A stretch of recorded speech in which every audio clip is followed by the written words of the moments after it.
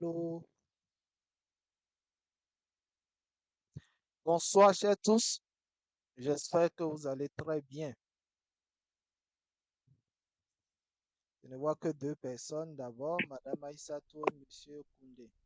Je pense que... Oui, bonsoir, monsieur. Oui, bonsoir, Madame, Monsieur vous. Ça va bien. Ok, super. Hmm. Je pense que hier, on a, on a suffisamment parlé de beaucoup de choses. Voilà pourquoi aujourd'hui, vous allez voir, je n'ai même plus fait de tapage, ni partager quelque chose sur les réseaux sociaux afin de voir si les gens sont vraiment attachés à cette formation. Donc, jusqu'à cette heure-ci, il n'y a que deux personnes. Donc, nous allons démarrer. Les retardataires vont nous joindre, vont nous rejoindre après. OK. Hier, on s'était arrêté à ce niveau où nous avons calculé, nous avons déterminé le dictionnaire des données, ensuite le, le tableau des niveaux. Nous avons fait l'analyse du graphe. Ensuite, nous avons fait les calculs essentiels sur la marge libre, la marge totale, la date au plus tôt, la date de début au plus tôt, et puis la date de début au plus tard que nous avons vu hier. Donc, je disais que je vais revenir sur certaines précisions. Voici la précision que j'avais sautée hier, c'était à cause du temps. Donc, le dictionnaire des précédents, c'est la liste de toutes les tâches ou opérations avec pour chacune d'elles la durée prévue et l'indication des liens d'antériorité immédiat entre les tâches, comme on a dit hier, les dates au plus tôt, les dates au plus tard. Donc, la date au plus tôt, c'est la date à laquelle une tâche peut commencer. Donc, sachant que les tâches précédentes sont achevées sans retarder la durée du projet. Donc, c'est la date à laquelle l'activité doit commencer. La date au plus tard d'une tâche, c'est la date limite de commencement d'une tâche, donc sans retarder la date au plus tôt de la tâche suivante. Ça veut dire quoi? Si une tâche, par exemple, a pour date au plus tôt 6 et pour date au plus tard 7, et que c'est la première tâche que nous devons commencer qu'aujourd'hui, nous sommes le 5 mai, la date au plus tôt sera le 5 mai et la date au plus tard sera le 7 mai. Parce que quand vous faites la différence, ça fait 7 moins 6, ça fait combien? Ça fait 1. Ça veut dire que vous ne pouvez qu'accuser une seule journée de retard sur cette tâche-là. Ça veut dire que si vous commencez par exemple le 8, ça veut dire que vous avez accusé de retard sur ce projet, sur cette tâche-là. Et ça va agir sur tout le projet. C'est ce que ça veut dire. Quand on parle par exemple de marge, c'est le retard possible dans le commencement d'une tâche sans retarder la durée globale du projet. Donc, c'est ça que je viens de citer tout à l'heure. Donc, si une activité va commencer si on a une tâche dont la date au plus tôt fait 6 et la date au plus tard fait 8, on fait 8 moins 6, ça fait 2. Ça veut dire que cette tâche-là, c'est 2 jours maximum qu'on peut accuser comme retard. Mais si cette tâche-là a date au plus tard 6 et a date au plus tôt 6, quand on fait la différence, ça fait 0. Donc, on ne doit pas accuser même un seul jour de retard sur cette tâche. Et c'est cette tâche-là qu'on appelle la tâche critique. Donc, au niveau de la marge, on a deux types de marge. On a ce qu'on appelle la marge libre et puis maintenant la marge totale.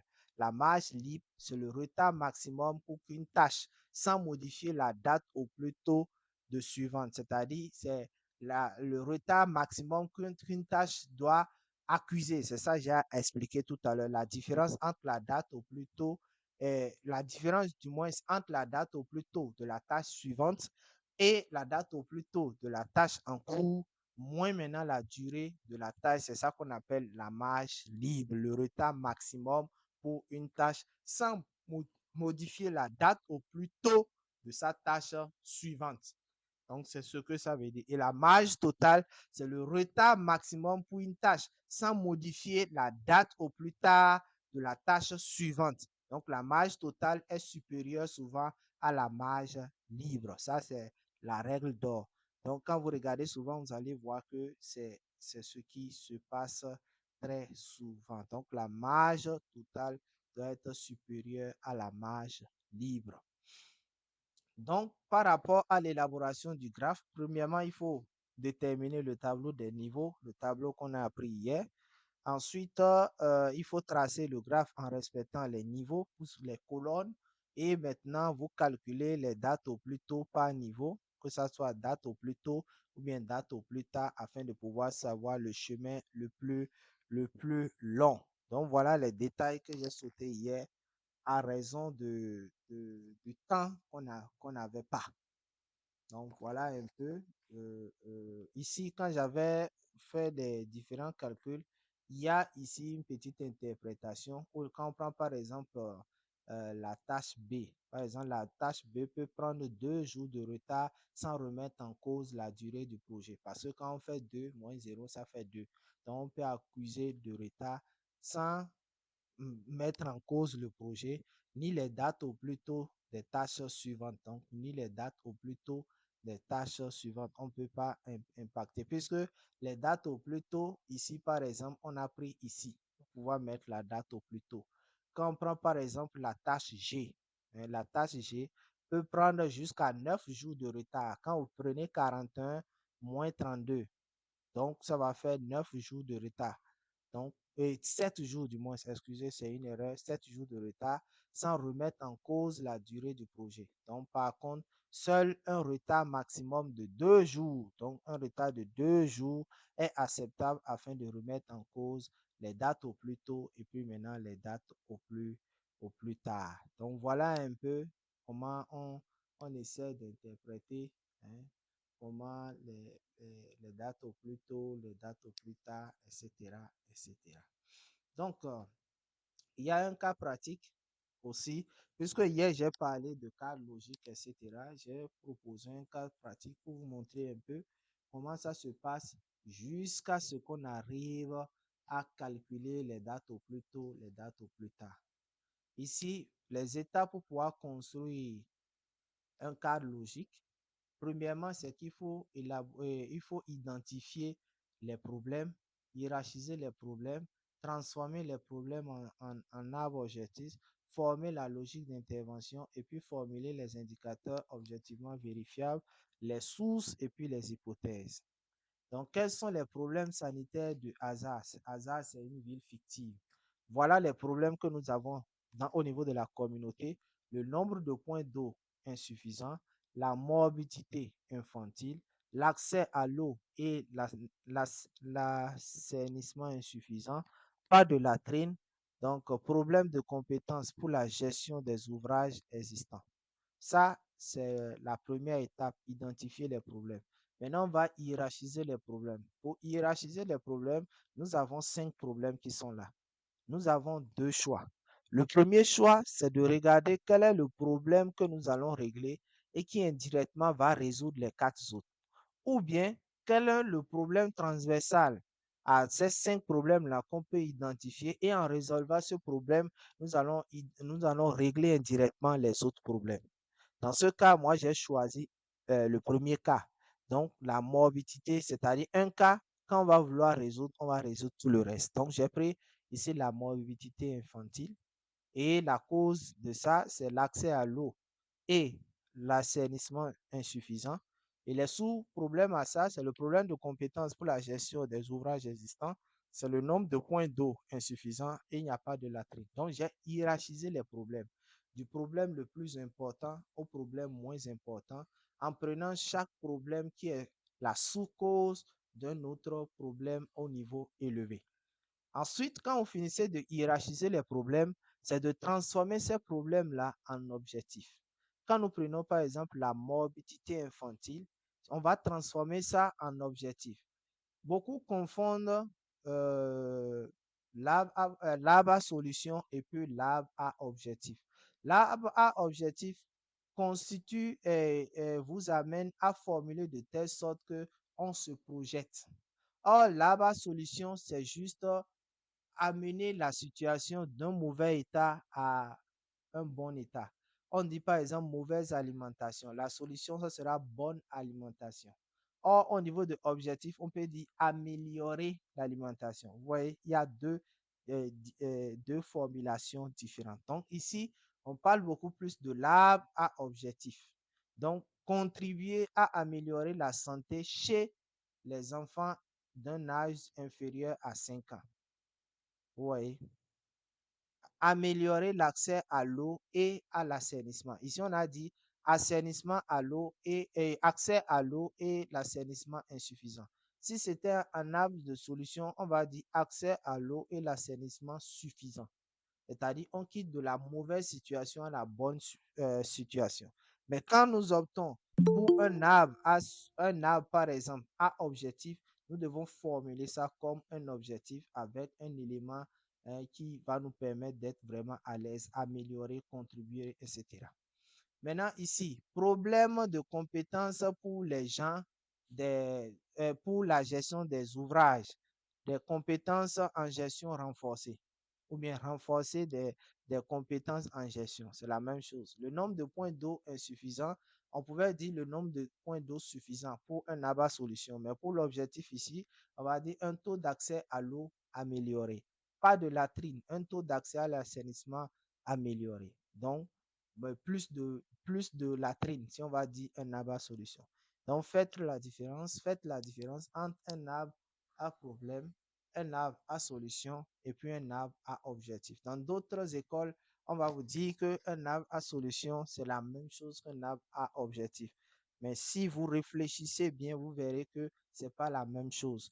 La solution est différente de l'objectif. Je pense que ceux qui ont suivi le cours de management, j'ai fait la différence nette entre ce qu'on appelle un besoin, c'est quoi un besoin, c'est quoi une assistance, etc., etc. Donc, nous avons fait la différence entre le besoin, le problème et l'écart entre le problème et le besoin. Et nous avons expliqué c'est quoi un problème, c'est quoi un besoin et c'est quoi une solution. Parce qu'en matière de gestion de projet, vous confondez les trois là, vous allez taper poteau, comme le disent les Ivoiriens. Donc, il faut faire une distinction nette entre ces trois éléments. Quand vous faites ces dispositions nettes, vous allez voir que ce soit l'arbre de problème, l'arbre de solution, l'arbre à objectif, vous serez suffisamment à l'aise. Donc, après l'étape 3, on a transformé les problèmes en objectifs. L'étape 4, c'est de formuler la logique d'intervention. La logique d'intervention, c'est ça. Nous avons les activités que nous avons formulées sur la base de nos résultats attendus. Quand on prend le premier résultat, un accès d'eau à l'eau amélioré, un accès à l'eau amélioré. Comment nous allons améliorer l'accès à l'eau? Nous allons réaliser des études géophysiques, nous allons réaliser des forages et nous allons construire X réseaux d'eau potable. En menant ces trois activités, on va se poser la question, est-ce que ça nous permet de pouvoir améliorer le taux d'accès? Si oui, ça veut dire qu'il y a un lien de cause à effet entre ces trois activités et puis ce résultat. Donc, il y a une logique d'intervention entre ces deux niveaux. Ensuite, un taux d'accès à l'assainissement amélioré. Comment nous allons faire pour améliorer le taux d'accès à l'assainissement? Nous allons promouvoir l'assainissement auprès des ménages. Nous allons former les artisans maçons à la fabrication de fosses étanches. Ces deux activités, est-ce que ça contribue à ce résultat? Oui. Donc, il y a une logique d'intervention entre ces activités-là et puis ces résultats. Et enfin, des compétences de gestion améliorées. Nous allons évaluer les besoins de formation. Nous allons former les exploitants du moins, et puis renforcer la maîtrise d'ouvrage communal. Quand nous prenons les trois là, est-ce que ça contribue à ça? Donc, nous avons une logique d'intervention entre les activités et les résultats. Maintenant, est-ce que en améliorant le taux d'accès, en améliorant aussi le taux d'accès à l'eau et en améliorant aussi le taux d'accès à l'assainissement et en renforçant les compétences en gestion, est-ce qu'on améliore l'accès à l'eau et à l'assainissement? Oui. Maintenant, est-ce que cela contribue maintenant au bout du rouleau à améliorer la santé chez les enfants? Oui. Si on peut répondre oui, oui, oui à toutes ces questions que j'ai posées, nous allons dire clairement et aisément que nous avons une logique d'intervention. Donc, nous avons quitté des objectifs à la logique d'intervention. La suite maintenant, c'est de pouvoir formuler les indicateurs objectivement vérifiables, de formuler les sources de vérification et puis maintenant ici les hypothèses. Et nous pouvons choisir soit la logique verticale ou bien la logique horizontale. Donc ça va nous prendre du temps et comme ce n'est pas l'objectif de la formation, je n'ai vraiment pas, euh, euh, fait cela. Mais je suis allé directement au niveau des activités pour nous amener dans le contexte même que nous voulons. Donc, nous allons maintenant faire l'élaboration, nous allons faire maintenant la planification. Pour pouvoir faire la planification, on va découper notre projet en plusieurs tâches. Et c'est ce que j'ai fait ici. Nous avons développé notre projet en plusieurs tâches. Nous allons ordonnancer les tâches, définir un temps et puis un budget. Nous avons défini ici les temps et affecter des ressources. Il faut affecter aussi des ressources, partager la planification de projet aux acteurs concernés. Donc, on a le choix entre trois outils. Le premier outil, c'est le diagramme de MPM, le diagramme de PET et puis le diagramme de Gantt. Donc, j'ai fait le diagramme de MPM et puis le diagramme de Gantt. Je n'ai pas fait le diagramme de PET. Ça, on va utiliser un logiciel sur le temps nous permet pour pouvoir retracer le diagramme de PET, puisque tous les logiciels ont cette capacité-là. Donc, quand nous avons listé ici nos activités, on a donné ici des durées en tenant compte du cours. Donc, et ici, on a dit qu'on ne doit pas avoir une activité qui va dépasser 2 semaines. Donc, vous allez voir que c'est la limite. On a dit 8 sur 80, la troisième règle d'or. On a parlé de trois règles d'or, la règle de 100%, la règle de 8 sur 80 et nous avons parlé de la règle d'exclusivité mutuelle. Donc, c'est des choses qui doivent rester clairement dans votre tête. Quand vous faites la planification, ça ne doit pas être loin de votre tête. Vous devez avoir ça à côté de votre tête et l'appliquer comme cela se doit. Maintenant, nous allons appliquer des antériorités et pour pouvoir faire des antériorités, nous allons essayer de voir quelles sont les activités qu'il faut exécuter avant d'autres, quelles sont les activités qu'il faut réaliser ensemble, quelles sont les activités qui vont finir ensemble, quelles sont les activités qui doivent finir avant que d'autres ne démarrent. Donc, cet exercice a été fait pour pouvoir déterminer les antériorités.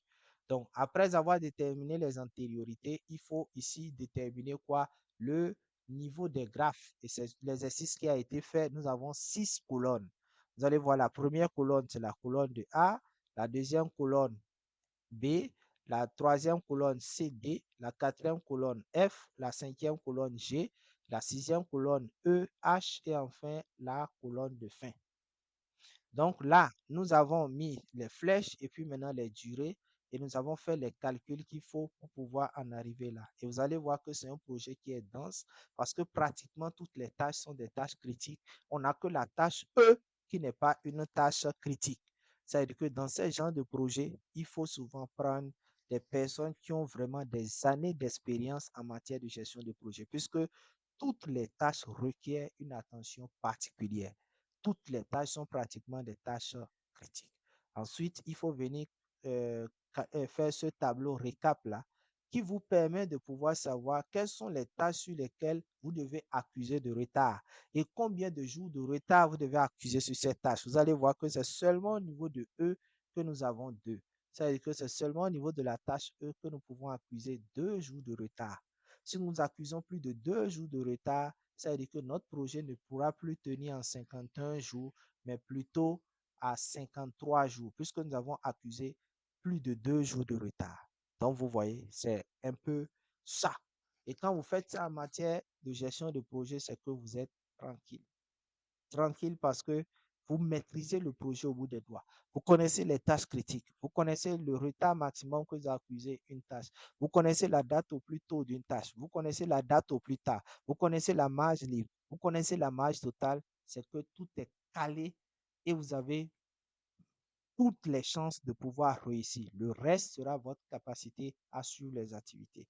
Et je crois que ça doit être notre 6e module, le suivi évaluation de projet. Donc, à ce niveau, on va apprendre comment on suit maintenant le projet. Ici, nous sommes à l'étape de la planification. On peut planifier des choses de la bonne des manières, avec les outils qu'il faut, avec la technique qu'il faut. Mais si l'expérience n'accompagne pas pour suivre afin de pouvoir ajuster parce que la planification est dynamique. Ça peut changer. Vous pouvez faire une planification et au cours de la mise en œuvre, les choses vont changer. Donc, il faut avoir cette expérience-là, cette technique, cette connaissance-là de pouvoir ajuster sans pour autant stopper le projet. Ajuster les choses, accompagner, quels sont les éléments qu'il faut vraiment suivre, quels sont surtout les outils qu'il faut utiliser pour vraiment bien suivre. Donc, tout ceci, nous allons aller progressivement. Nous sommes à la phase de planification et outils de gestion. Donc, nous allons voir comment on planifie et comment on développe les différents outils de gestion. Alors, ici, c'est le diagramme de Gantt. Donc, Gantt, c'est juste pour mettre les différentes, de faire les différentes planifications de telle sorte que vous avez les représentations de durée comme ça. C'est ça qu'on appelle le diagramme de Gantt. Et tous les logiciels vont générer ça, que ça soit Excel, que ça soit Gantt Project, que ça soit MS Project. Vous pouvez faire de la planification comme ça et simplement. Donc, voilà un peu, chers amis, là où on devait s'arrêter. Et j'ai laissé cet exercice-là. Ce qu'on va faire, je propose à ce qu'on continue d'abord le cours.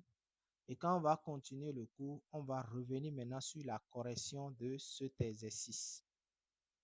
Là, on aurait quand même l'assurance que nous avons fini le cours et c'est la correction seulement qui nous reste. J'espère que les gens ont pu réfléchir un peu sur ça. Sinon, j'ai quand même fait un essai de correction sur lequel nous allons vraiment travailler. Alors, le module qui suit, c'est la gestion des ressources et du budget. L'estimation des coûts dans un projet. C'est quoi une estimation de coûts? L'estimation de coûts, c'est de pouvoir prévoir tous les coûts nécessaires pour réaliser un projet. Donc, c'est une étape cruciale pour élaborer le budget et éviter les surprises financières. Nous avons déjà vu le management financier le cours passé. Ici, c'est juste un ajout, un apport que j'apporte pour renforcer ce qu'on a vu de l'autre côté. Donc, nous avons plusieurs types de coûts à considérer. Nous avons quatre types de coûts. Nous avons les coûts directs, c'est-à-dire les coûts directement liés au projet. On peut parler par exemple de salaire de l'équipe, de l'achat de matériel, de logiciels, de bureautique, etc. Ça, c'est ça qu'on appelle les coûts directs. Nous avons les coûts indirects qui sont par exemple les supports au projet par exemple, le loyer, l'électricité, l'assurance, tout ça, c'est ça qu'on appelle les coûts indirects. Nous avons aussi les coûts variables, donc selon l'avancement de projet. On a par exemple les, les, les matières premières, par exemple. On peut parler, par exemple, des papiers rames, des blocs-notes, des bics, des crayons, etc. Donc, et les coûts fixes, ça reste constant. Nous avons parlé de location de salles, par exemple, pour les formations, les hôtels que nous allons utiliser pour les formations. Ça, ce sont des coûts fixes, ça ne va pas changer du tout. Maintenant, plusieurs personnes se posent la question, alors comment estimer de manière concrète, de manière pratique, les coûts dans un projet? Par expérience, c'est trois méthodes qu'on utilise. On a la méthode analogique ou la méthode comparative. Nous avons la méthode paramétrique et puis maintenant la méthode d'estimation par les 3 points qui est très utilisée. La méthode analogique, c'est d'utiliser les projets similaires pour estimer. On suppose que vous avez été responsable planification dans un projet X et que le projet est terminé, il y a un autre projet, vous êtes toujours responsable planification pour ce projet Y. Donc, en matière d'estimation de coûts, vous pouvez capitaliser les expériences au niveau du projet X. Quels sont les outils de planification qu'on avait achetés en son temps? Quels sont les coûts qu'on avait appliqués? Donc, ça vous permet de pouvoir améliorer en fonction maintenant de là où vous intervenez, ou bien du poste, ou bien de l'expérience, etc. Si un projet de construction d'une salle de classe a coûté par exemple 10 millions, construire une autre salle similaire coûtera approximativement le même montant. Donc, vous vous inspirez de vos expériences passées. C'est ça qu'on appelle l'estimation de coûts comparative ou analogique. Maintenant, la deuxième méthode, c'est l'estimation de coûts paramétrique. Là, vous utilisez les formules. Si un ordinateur coûte par exemple 20 000, 20 ordinateurs va coûter combien? Ça va faire 20 000 fois 20. Si un projecteur coûte 10 000, 10 projecteurs va faire combien? Ça va faire 10 000 fois 10. C'est ça qu'on appelle l'estimation de coût paramétrique. Donc, vous utilisez une formule basée sur une unité de mesure pour pouvoir estimer le coût global. Ça, c'est la deuxième méthode. La troisième méthode, c'est la méthode des estimations par points. Et là, il suffit de déterminer 3 cas. Le cas optimiste, le cas pessimiste et le cas le plus probable. Et c'est ce cas-là que les comptables utilisent souvent. Ils veulent acheter, par exemple, un logiciel. Le cas optimiste, c'est le cas où on trouve ce service-là au prix le plus bas possible. On peut demander quel est le prix le plus bas possible, par exemple, d'un projecteur. Je prends un projecteur, par exemple, le coût le plus bas sur le marché d'un projecteur. On peut aller sur le net, on peut aller sur les marchés en ligne, on peut demander à ceux qui importent, on peut demander aussi à certains marchés, à certains fournisseurs pour avoir le prix le plus bas. C'est ça qu'on appelle le cas optimiste. Le cas pessimiste, c'est le coût le plus élevé. Quel est le coût auquel on peut avoir le projecteur? Quel est le coût le plus élevé auquel on peut avoir le projecteur? Et le troisième coût, c'est le coût probable. Donc, à quel niveau on peut négocier ce prix jusqu'à ce qu'on ait un prix qui sera acceptable ou bien qui va se trouver dans la norme. On suppose que le projecteur, le cas le plus pessimiste, c'est 100 000. Le cas le plus, c'est 300 000 du moins. Le cas le plus optimiste, c'est 100 000. Et le cas le plus probable, c'est 200 000. Pour estimer le coût, il y a une formule qu'on utilise. Vous allez prendre le coût optimiste plus la multiplication du cas pessimiste, c'est-à-dire si je prends 100 000, 300 000 et 20 000, le cas optimiste, on a dit que c'est 100 000, donc ça va faire 100 000 plus la multiplication du cas pessimiste, c'est-à-dire P fois P. Donc, ça va faire 300 000 et le cas le plus probable, excusez-moi, donc ça va faire 200 000 fois 200 000 plus maintenant le cas le plus pessimiste divisé par le cas le plus pessimiste. Là, vous pouvez avoir le coût probable. Quand vous calculez, vous allez trouver 133 332. Donc, il se trouve dans une fourchette de, quand on arrondit, de 140 000 à 150 000. Ça veut dire que pour pouvoir acheter un projecteur sur le marché avec un coût de 140 000 à 150 000, on ne va pas manquer un projecteur. Donc, généralement, qu'est-ce que les comptables font? La formule est déjà tapée sur la feuille Excel. Donc, il suffit de remplir le cas optimiste, le cas pessimiste et le cas le plus probable et automatiquement, le coût estimé sort. Et c'est ce coût estimé-là qu'ils utilisent. C'est pour cela que les gens trouvent que les comptables sont difficiles, les comptables sont compliqués. En réalité, leur logique est basée sur cette formule. Leur logique est basée sur ce calcul et c'est sur la base de ça. Vous pouvez acheter par exemple un projecteur. Toi qui mènes l'activité, toi peut-être tu vas te dire c'est avec un 300 millions on peut gérer. Vous allez là-bas, elle vous remet 150 000. Vous dites mais comment? Oh, j'ai pris des renseignements. Le prix au plus bas auquel on peut avoir le projecteur, c'est 100 000. Et le prix le plus élevé, c'est 300 000. Et quand j'ai fait le sondage, j'ai négocié au niveau de plusieurs, d'autres étaient même prêts pour prendre à 200 000. Donc, j'ai calculé le coût estimé, ça m'a donné une proportion de 133 000. Donc, quand je calcule avec les charges, tout ceci, les impôts, tout ceci, ou bien les imprévus, je peux me retrouver jusqu'à 150 000. Et c'est ça qui a justifié mon choix. Avec 150 000, je sais qu'on peut trouver un bon projecteur. Et effectivement, quand vous irez sur le marché, si les cas optimistes, pessimistes et plus probables ont été bien définis, c'est que automatiquement vous aurez ça. Vous allez voir que les comptables ont souvent les grilles pour chaque matériel, les grilles pour chaque chose et actualisent au fur et à mesure. Donc, et calculent rapidement le coût estimé. Et là, vous allez trouver que les comptables sont pinglés et autres, mais c'est leur raisonnement. Donc, voilà comment ça se passe. Et en tant que chef projet, vous devez comprendre ça. En tant que planificateur, c'est des choses que vous devez forcément comprendre. Ensuite, nous allons voir l'allocation des ressources. L'allocation des ressources consiste à attribuer les bonnes ressources. Je répète, les bonnes ressources. Tu ne peux pas être maçon, on a besoin d'un maçon et tu ne peux pas être menuisier et on a besoin d'un maçon. On dit qu'il peut faire le travail, tu te lèves pour pouvoir faire. Tu n'es pas une bonne ressource. Tu es une ressource, on est d'accord, mais pour cette activité, tu n'es pas une bonne ressource. Donc, c'est très important de pouvoir allouer des bonnes ressources aux tâches de projet pour que le but, pour que tout se déroule du moins efficacement. Donc, si vous ne allouez pas les bonnes ressources, c'est que la tâche ne va pas être bien exécutée. Vous êtes menuisier, on a besoin d'un maçon, on dit que vous pouvez le faire. On vous donne le travail, on vient, on voit que les choses sont gauche-gauche. Vous voyez, ça ne va pas marcher. Donc, pour pouvoir bien allouer les ressources, c'est quatre étapes essentielles. La première étape, c'est d'identifier les ressources nécessaires. Je veux construire un bâtiment. Quelles sont les ressources dont j'ai réellement besoin? J'identifie ces ressources-là. Pour pouvoir faire une formation agricole, j'aurai besoin de formateurs, j'aurai besoin de salles de réunion et de matériel pédagogique, projecteurs, etc., boîte à images, et j'aurai besoin d'un budget pour le transport des participants. Donc, j'aurai besoin aussi de ce qu'on appelle souvent les PDM. J'aurai besoin aussi de ça pour que ma formation se déroule normalement. Donc, la première étape, c'est d'identifier les bonnes ressources nécessaires. Si vous n'identifiez pas les bonnes ressources nécessaires, la formation aura lieu, mais elle ne va donner rien de bon. Ensuite, vous allez évaluer la disponibilité des ressources.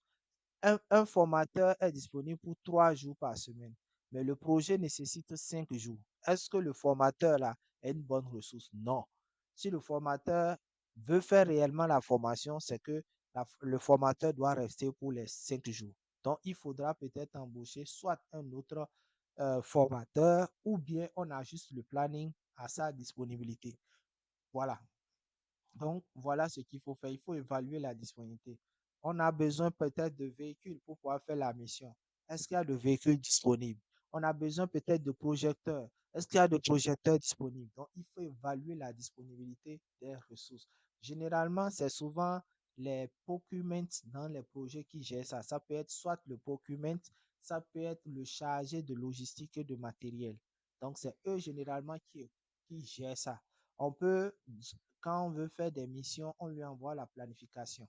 Il y a 5 missions à gérer par les collègues. On va voir quels sont les véhicules disponibles, quels sont les chauffeurs disponibles, quels sont les matériels disponibles, quels sont les financements disponibles en collaboration avec la comptabilité. Et puis maintenant, on travaille pour pouvoir allouer ces différents services. Ça veut dire que dans la semaine, si quelqu'un a besoin d'une ressource et qu'on dit que la ressource n'est pas disponible, on doit être en mesure de dire où la ressource est partie ou bien qui utilise la ressource, pour combien de temps cette personne va utiliser cette ressource. Donc, une fois qu'on a évalué la disponibilité des ressources, on va maintenant attribuer les ressources aux tâches. Donc, la tâche 1, c'est de préparer le contenu des formations. 2 formateurs, 10 jours. La tâche 2, c'est d'imprimer les supports. Une imprimante, 2 jours, coût 200 000. Et le transport des participants, budget 500 000. Donc, une fois qu'on a fini d'attribuer les ressources, on doit maintenant optimiser l'utilisation. C'est-à-dire, on doit éviter les surcharges ou les périodes où les ressources sont inutilisées. Une équipe, par exemple, a besoin de projecteurs et de la boîte image pour 3 jours, lundi, mardi, mercredi. Donc, on leur a alloué ça. Ça veut dire que le matériel est censé être disponible déjà le jeudi et puis le vendredi. Ça veut dire qu'on peut déjà programmer le matériel pour une autre équipe jeudi, vendredi. Donc, l'équipe là ne pourra plus demain venir nous dire parce que le temps n'a pas suffi, on a rallongé d'une journée et autre, ça ne se fait pas. Donc, le matériel doit être utilisé de manière efficiente. Donc, voilà comment ça se passe. Donc, si le formateur est disponible, mais la salle est occupée, donc il faut réorganiser le planning pour éviter des temps prévus. Donc, il y a un exemple ici qui combine estimation et allocation pour l'organisation d'une formation de 30 producteurs, par exemple. Donc, nous avons la préparation du contenu, les ressources, combien nous avons estimé, quelle est la durée, et puis maintenant, le commentaire. Donc, quand on prend par exemple préparer le contenu, nous avons besoin de 2 formateurs. Le coût, ça fait 800 000, donc 400 000 par formateur. La durée qui est de 5 jours et la location, c'est 2 formateurs. Donc, un commentaire que vous pouvez mettre, c'est le tableau là que les procurements utilisent souvent pour pouvoir gérer tout ce qui est ressources au sein de l'organisation. Donc, nous venons de faire l'estimation budgétaire, l'allocation, l'estimation des coûts, l'allocation de ressources et maintenant, nous allons voir concrètement c'est quoi la planification budgétaire. La planification budgétaire, nous l'avons vu la semaine passée, mais j'ai quand même voulu ramener cela pour vous rafraîchir encore la mémoire. La planification budgétaire consiste à prévoir, organiser et répartir les ressources financières nécessaires pour réaliser toutes les activités d'un projet. Donc, c'est en quelque sorte la tradition financière de votre projet ou du plan d'action. Donc, il faut identifier premièrement les activités du projet. Et quand vous allez identifier les activités du projet, c'est d'estimer maintenant les coûts de chaque activité. Recrutement des formateurs, ça va coûter combien? Achat de manuels, ça va coûter combien? Une fois que vous le faites, vous allez maintenant établir un budget consolidé. Donc, budget global, ça fait la somme de tout ce qui est là, qui va faire 5 millions. Ensuite, vous allez répartir le budget par période. Trimestre 1, trimestre 2, trimestre 3. C'est-à-dire les 5 millions, vous allez les répartir sur le trimestre. Vous allez prévoir des imprévus, c'est-à-dire des contingences. Généralement, c'est une réserve de 5% du budget qu'on fait souvent comme imprévu. Il y a des projets qui vont jusqu'à 10%. Donc, avoir un plan financier réaliste qui correspond aux besoins réels du projet tout en tenant compte des risques. Donc, c'est ça qu'on appelle de la planification budgétaire. C'est juste une synthèse. Ensuite, nous avons le suivi de l'exécution budgétaire. Une fois que le budget a été planifié, il faut vérifier régulièrement si les dépenses correspondent à ce qui était prévu. C'est ce qu'on appelle le suivi de l'exécution budgétaire. Donc, la première étape, c'est d'enregistrer toutes les dépenses. Ensuite, c'est de comparer ce qui a été prévu, ce qui a été réalisé. C'est ce tableau-là qu'on utilise souvent. Le recrutement des formateurs, on a prévu 1,5 million. Combien on a dépensé? 1,4 million et quel est l'écart négatif? Et la semaine passée, je vous disais, vous avez la possibilité soit de faire la dépense moins, la dépense réelle moins la dépense prévue. Et là, quand vous faites réellement prévu, quand vous trouvez un écart négatif, c'est que vous êtes dans une bonne situation. Ça veut dire qu'il y a en fait d'économie. Mais si vous trouvez un chiffre positif, c'est qu'il y a une perte et il faut réajustement. Maintenant, quand vous faites le prévu moins le réel et que vous trouvez un nombre positif, là, vous êtes dans une bonne situation. Si vous trouvez un nombre négatif, c'est que vous n'êtes pas dans une bonne situation. Mais ce que moi, j'aime souvent, c'est de faire dépenses moins ce qu'on a prévu. Si je fais la dépense moins ce que j'ai prévu, c'est-à-dire la dépense réelle moins la dépense prévue, et que je trouve un chiffre négatif, c'est que je suis conforté. Mais si je trouve un chiffre positif, c'est pas bon. Donc, et il y a une colonne de commentaires, moins de frais de transport. Donc, ce qui a conduit à cette économie, on met. Achat de manuel, on a prévu 800 000 et on a dépensé finalement 900 000. Donc, quand on fait la différence, c'est plus, ça veut dire que déjà, l'économie qu'on a faite ici a été déjà consommée. Donc, nous sommes à un solde juste. L'organisation des séances, c'était 2 millions et on a fait 1,7 million. On a une économie de 300 000. Ça veut dire que c'est l'optimisation de la logistique qui nous a permis d'économiser. Le suivi évaluation, on devait dépenser 700 000 et finalement, on a dépensé 750 000. Donc, on a fait une surconsommation de 50 000, mais on avait 300 000 d'économie. Donc, on peut encore dire qu'on a une marge de manœuvre dans notre budget. On peut ajuster. Donc, quand on enlève 50 000 dans les 300 000 qu'on avait d'économie, il va nous rester finalement 250 000. Donc, le budget est encore excédentaire, si on peut le dire comme ça, puisque ici, quand nous avons calculé, on peut constater que nous avons encore de l'argent qui est là. Donc, voilà un peu comment euh, euh, le suivi budgétaire se fait souvent. Donc, on suit, etc. Ça, un gestionnaire de projet doit forcément maîtriser ça, surtout le chef de projet ou bien le chargé de programme ou bien le chef projet doit avoir un outil comme ça. Pour chaque activité qu'on est en train d'exécuter, quelle est la ligne qui a été touchée, combien était prévu enlever pour l'activité, combien on a utilisé, quel est l'écart, si c'est négatif, où on a pu avoir d'économie, où on a pu vraiment agir pour pouvoir gagner cette ressource, on met ça en commentaire. Demain, quand on va constater qu'il y a une surconsommation quelque part, est-ce que l'économie qu'on avait faite peut venir maintenant renforcer? Et on met. Et là, on va aussi spécifier en commentaire qu'est-ce qui a fait que le prix a été grimpé. où nous avons trouvé des ressources pour pouvoir fermer ce prix et ce coût, nous devons aussi le spécifier. C'est très utile, surtout quand le chef projet doit rendre compte au bailleur et des ajustements budgétaires qui a été fait à ce niveau. Et c'est très important de faire l'analyse des cas, des écarts pour pouvoir comprendre pourquoi certains postes coûtent et d'autres ne coûtent pas. Et prendre maintenant des mesures correctives, c'est-à-dire réaffecter des fonds si cela est nécessaire. Donc, la planification budgétaire prévoit et organise les ressources financières avant le démarrage. Le suivi de l'exécution, c'est pour contrôler et ajuster les dépenses pendant la mise en œuvre du projet. Donc ici, c'est aussi le même exemple que j'ai donné seulement dans un autre cas d'installation d'un forage d'eau dans un village. Donc on vient de finir avec la gestion des ressources et du budget.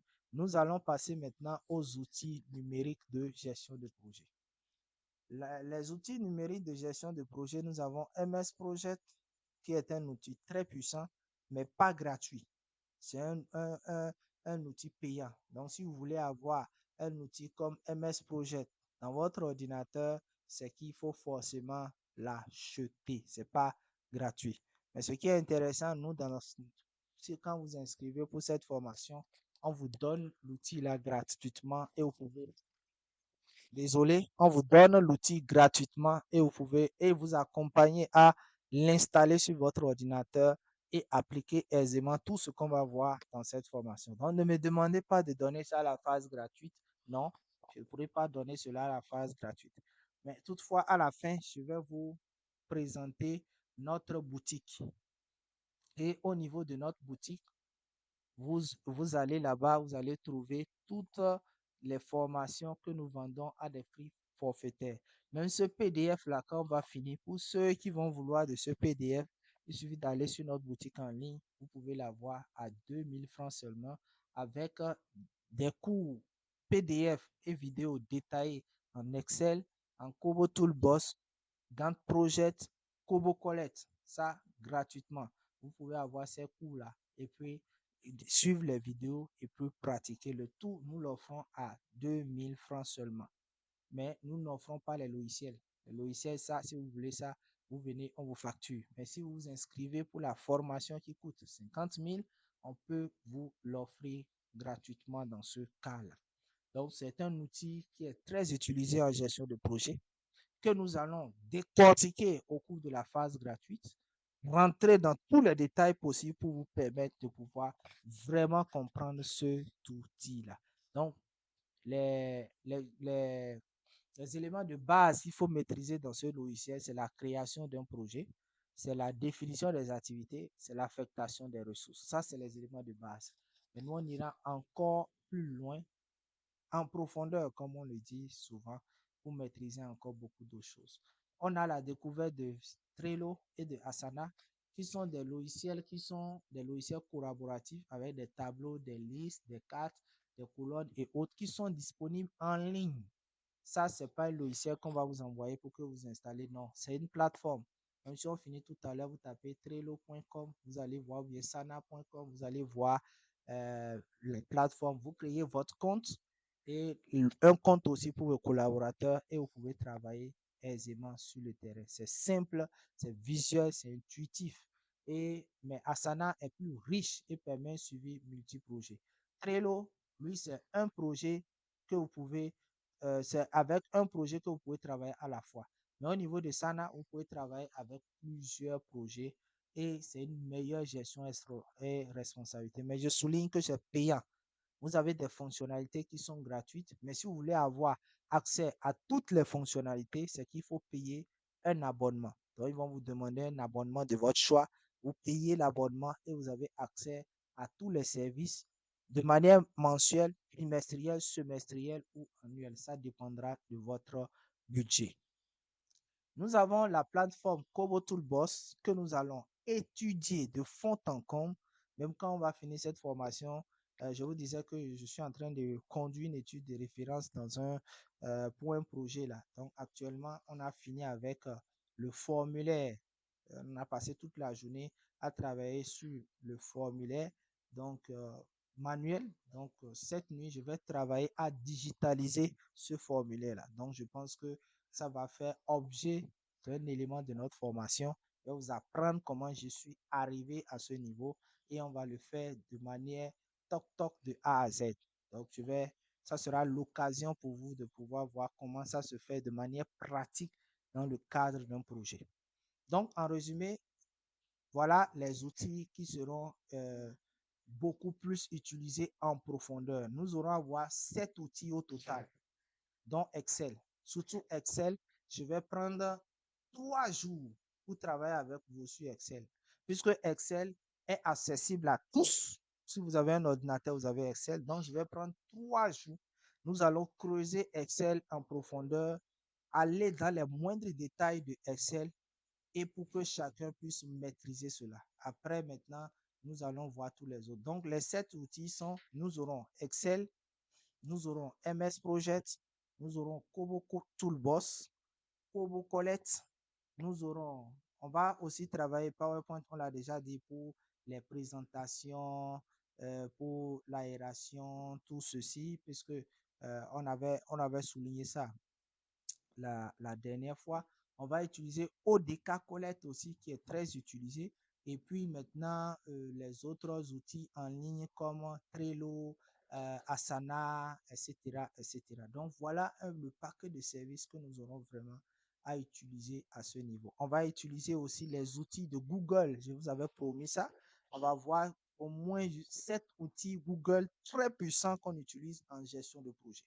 Donc, vous voyez, c'est vraiment dense et la ponctualité est vraiment très, très importante. Moi, à 20h10 au plus grand tard, même si une personne est là, je commence. Aujourd'hui, j'ai commencé avec 2 personnes.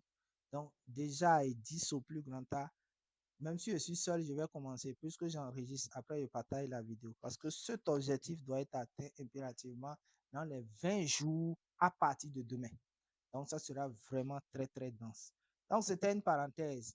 Donc, nous allons finir maintenant avec le suivi et ajustement. Donc, le suivi de l'avancement du projet, etc. Donc, une fois que vous avez fait la planification, il faut faire aussi le suivi. Pour pouvoir calculer le taux d'avancement, vous faites la tâche que vous avez terminée divisé par la tâche prévue fois 100. En Excel, on va avoir des outils comme ça qu'on va concevoir pour gérer le suivi d'avancement. Donc, il y a ce qu'on appelle le taux d'exécution physique, qu'on appelle le TEP, et le taux d'exécution financier, qu'on appelle le TEF. Donc, vous calculez soit le taux d'exécution physique ou bien le taux d'exécution financière. En suivi évaluation, on va voir même les valeurs acquises, comment calculer l'efficience, comment calculer l'efficacité, etc. Mais ici, on va se limiter seulement au TEP et au TEF. Ensuite, nous avons le suivi des écarts. L'écart entre le temps, ça fait la durée prévue moins la durée réelle. Ou bien vous pouvez faire la durée réelle moins la durée prévue. L'écart des coûts, c'est budget prévu moins budget dépensé ou budget dépensé moins budget prévu. Donc, je l'ai expliqué tout à l'heure. Vous allez utiliser le cas où vous êtes vraiment très, très à l'aise et c'est ce cas-là que vous allez utiliser. La gestion opérationnelle des risques et des imprévus, c'est très important. J'ai toujours dit que nous avons 3 types de risques.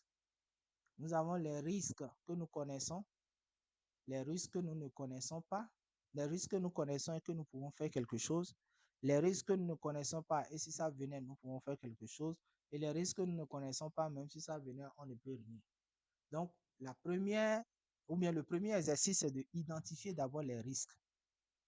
Évaluer maintenant la gravité de ces risques, c'est-à-dire si ce risque-là intervenait, qu'est-ce que ça va apporter comme conséquence négative dans l'exécution de notre projet? Est-ce que ça va arrêter le projet? Est-ce que ça va freiner le projet? Est-ce que ça va décourager les parties prenantes, etc., etc. Donc, c'est ça qu'on appelle évaluer leur gravité.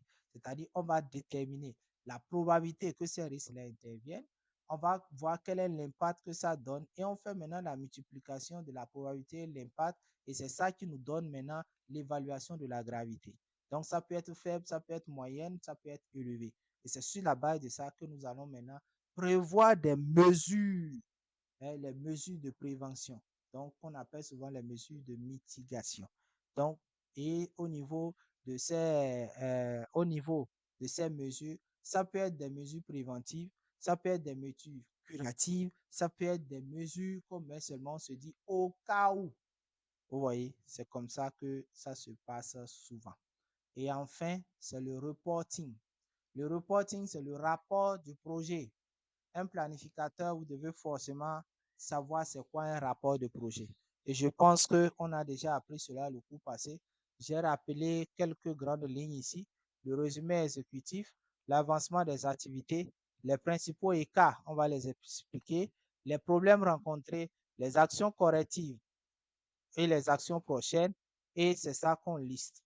Donc voilà un peu le contenu gratuit qui était prévu pour ces 2 jours qu'on vient de finir. Est-ce qu'il y a des questions? La pluie a commencé ici à Parakou. Donc, on va essayer de parler un peu fort. Est-ce qu'il y a des questions? S'il y a des Oui, questions, vous levez la main. Il y a des questions?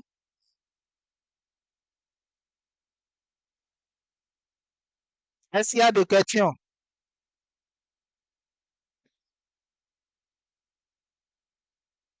Ou bien il n'y a pas de questions? Oui, Madame Kanegbe, Nabe. Oui, Monsieur Diaka, Oui, Madame Nabe. oui, sur la partie gestion des ressources et de budget, Oui, là où on a calculé, là on a parlé de calcul par optimisation pessimiste et quoi là? La formule là où on a optimiste plus pessimiste fois pessimiste, je ne comprends pas cette partie. Pourquoi 2 fois pessimiste ici? Et la multiplication, je n'aurais pas compris la partie là. c'est une formule standard. C'est une théorie qui nous a amené à ça. C'est une théorie. J'ai oublié l'auteur qui a proposé cette théorie-là. Et c'est une formule qu'utilisent souvent les comptables pour estimer les coûts. Et j'ai dit, le cas pessimiste, c'est le coût le plus élevé que vous pouvez avoir sur le marché.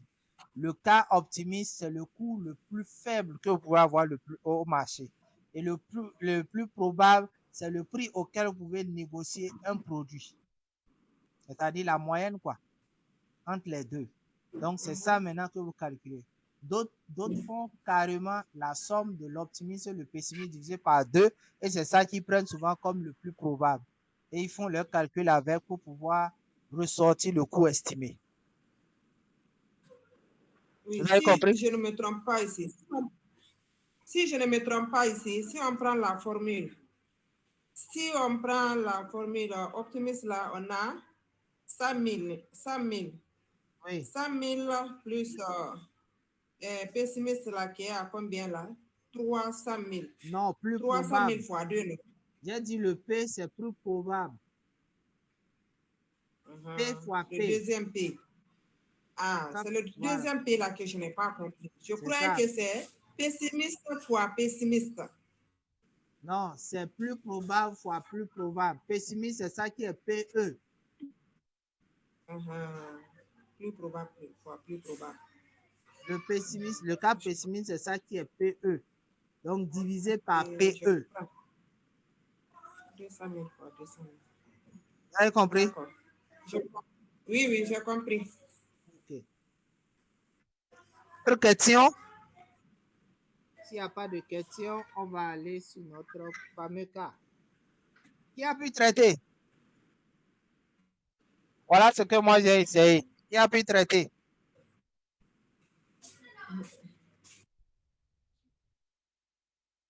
Personne n'a eu le temps de traiter. Ok. Voilà ce que moi j'ai proposé. Il faut dire que je l'ai fait à la hâte. Hein. Je l'ai fait à la hâte. On peut vérifier ensemble pour voir si je ne suis pas trompé quelque part. Donc, je vais sortir en mode diapo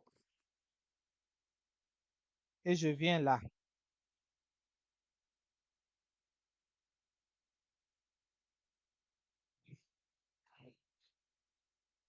C'est bon?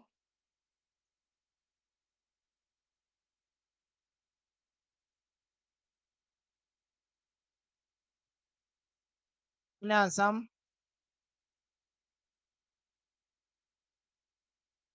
Oui, on suit. D'accord. OK.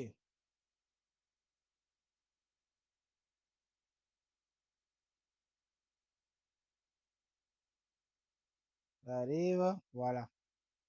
Donc, à ce niveau, je vais zoomer un peu. Nous avons notre tableau qui est là. J'ai juste collé, j'ai copié l'énoncé et les tâches comme je voulais la place. J'ai nommé les tâches de A jusqu'à N. Et vous allez constater qu'on a un B plus 15 qu'on nous a ajouté maintenant plus M. Donc, on va voir un peu plus loin ce que ça veut dire. Donc, je vais dupliquer ici pour qu'on puisse appliquer ensemble pour voir si ce qui est là est correct. Donc, je vais dupliquer ici aussi.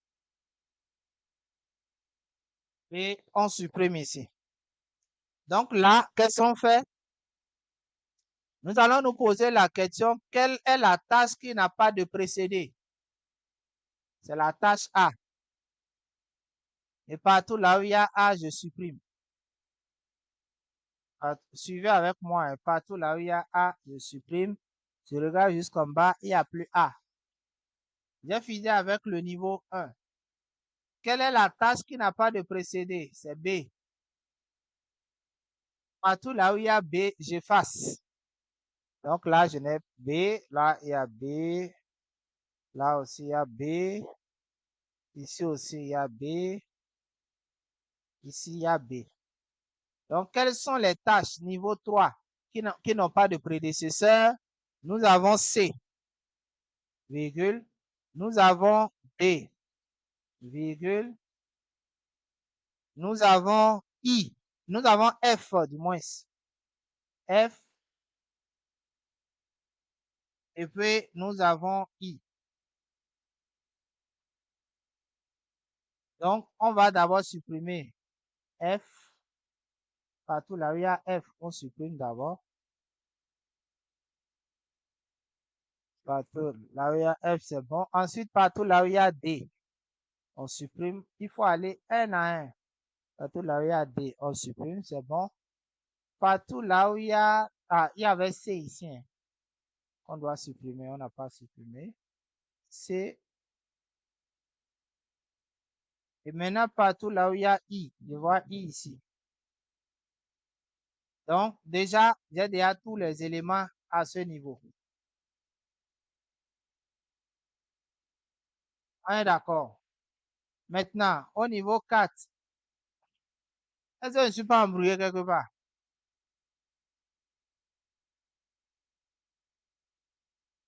Si je n'avais pas supprimé, hein, vous n'avez pas suivi avec moi. Je devais supprimer C et D.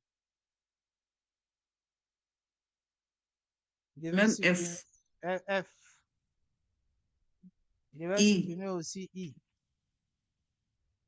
Voilà. Quoi d'autre? C'est fini, hein? oui. Voilà. Maintenant, quelles sont les tâches qui n'ont pas de prédécesseur? J'aurai seulement J et puis E. Donc, je fasse E ici. Je fasse J. Je fasse E ici et J. Je fasse E là. Je fasse J là. Donc, quelles sont les tâches qui n'ont pas de prédécesseur? J'ai G et K. G et puis K. Donc, j'enlève G et K.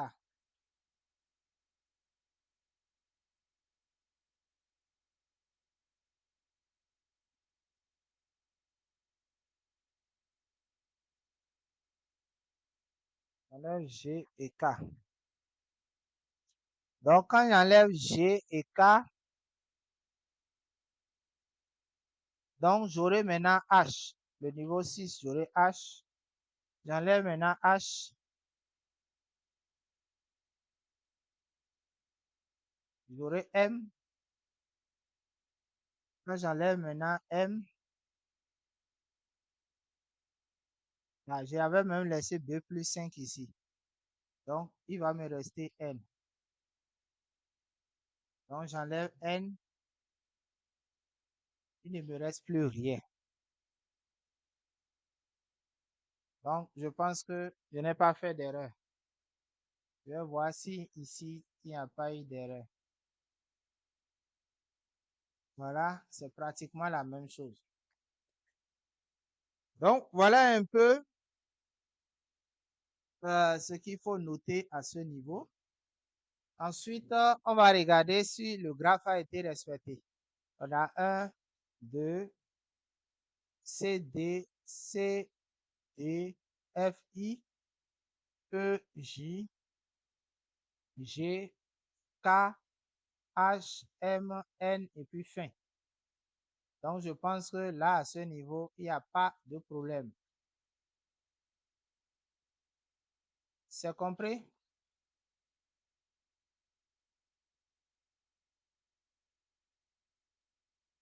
Est-ce que c'est compris? Monsieur Jack, moi vraiment, je ne comprends pas. Est-ce que vous avez compris hier? Parce qu'on n'a rien inventé. Hein. C'est ce qu'on a fait hier. Là. C'est ça qu'on a répété juste là. Qu'est-ce que vous n'avez pas compris concrètement?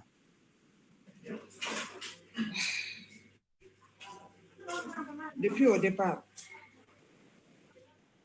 Au niveau du graphe, c'est ça? Oui. Mais ici, de la manière dont on a fait les choses pour venir ici. Jusqu'à ce qu'on est venu pour élaborer. Pardon? Je dis jusqu'à ce qu'on, où on a commencé, jusqu'à ce qu'on est arrivé au graphe. Au graphe. Vous vous posez juste la question. Est-ce que, quelles sont les tâches qui ont de prédécesseurs et qui n'ont pas de prédécesseurs? C'est la première question que vous posez.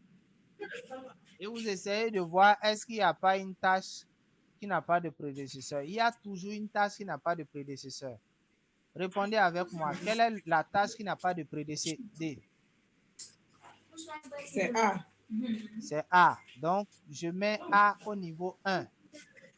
Et partout là où il y a A au niveau de la colonne des tâches et la colonne des précédés, vous effacez A. Et vous posez la même question. Quelles sont les tâches qui n'ont pas de précédé?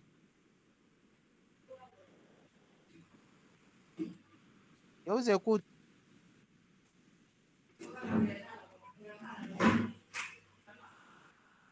Madame Nabé avec nous. Oui, oui, on est ensemble. Oui, je demande quelles sont les tâches qui n'ont pas de précédé. B. B. Donc, je mets B là. Et partout là où il y a B, j'efface. Il y a B ici. Il y a B là. Il y a B ici. Il y a B ici encore. Il y a B en bas ici. Je regarde ici et ici, il n'y a plus B quelque part. On est d'accord. Je viens au niveau 3. Quelles sont les tâches qui n'ont pas de prédécesseur? Il y a C encore. Il y a C. Il n'y a pas que C. Toutes les tâches qui n'ont pas de précédé, on les prend. Il y a C. Il y a C, il y a I. Il y a I aussi. Il y a I, oui. B. On a 4 tâches là qui n'ont pas de prédécédé. On a enlevé B. G. D, on n'a pas enlevé d'abord. Il y a D. Il y a C, il y a D. Il y a C, il y a D, il y a I. F et il y a I. Donc, toutes les tâches que vous avez citées là, on les supprime encore.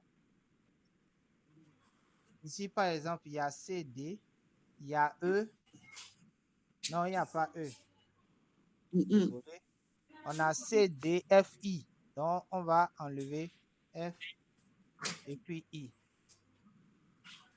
On a fini au niveau des tâches. Il y a, On vient au niveau il y a des C de précédés. l'autre côté qu'on n'a pas enlevé. Oui, on vient maintenant au niveau de la colonne là et on enlève C, D, F, Maintenant, I.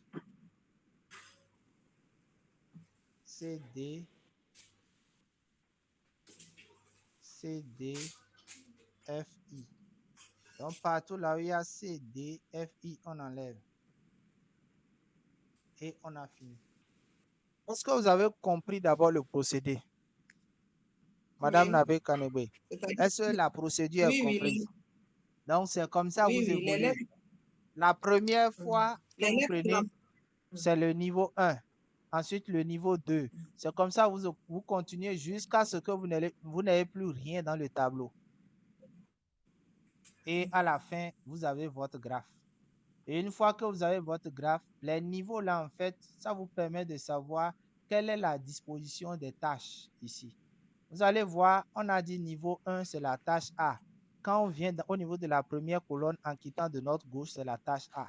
Le niveau 2, c'est la tâche B. Le niveau 3, on a 4 tâches C, D, F, I. Et vous allez voir, on a C, D, F, I. Ainsi de suite, ainsi de suite. C'est là où on était quand vous avez dit que vous n'avez pas compris. Est-ce que c'est clair maintenant? Oui, oui. OK. Oui, c'est bon. Maintenant, quand on finit cette étape de disposition, c'est le positionnement des flèches. Vous allez voir, pour faciliter la compréhension, j'ai choisi des couleurs pour les flèches. Je n'ai pas voulu prendre les mêmes couleurs pour vous embrouiller. Oui, Madame Nabé Bintou. Oui, M. Jack, vous avez dit pour la disposition des lettres là, vous avez dit A, B, là c'est bon, j'ai compris. Vous avez dit C, c'est I, hein? I, F, D. Oui. Est-ce que c'est par rapport à la durée qu'on a classée ou bien comment on a classé? C'est par rapport au niveau. Là, Le niveau ici. c'est à cause du niveau. Le Niveau, travail de niveau niveau. 3. Niveau 3, on a combien de tâches? On a 4 Non, tâches. je vois tout ça, M. Jack. Hein? Si on prend par ordre, pressé, Non, non, c'est non, D non, qui non, c'est doit pas venir. par Mais ordre. pourquoi 2 se retrouvent en bas? Non, c'est pas par ordre. En fait, c'est en fonction de la On classe disposition des comment? flèches. C'est en fonction, c'est parce qu'on n'a pas le temps de pouvoir disposer les flèches, etc. Ça va nous prendre plus de temps.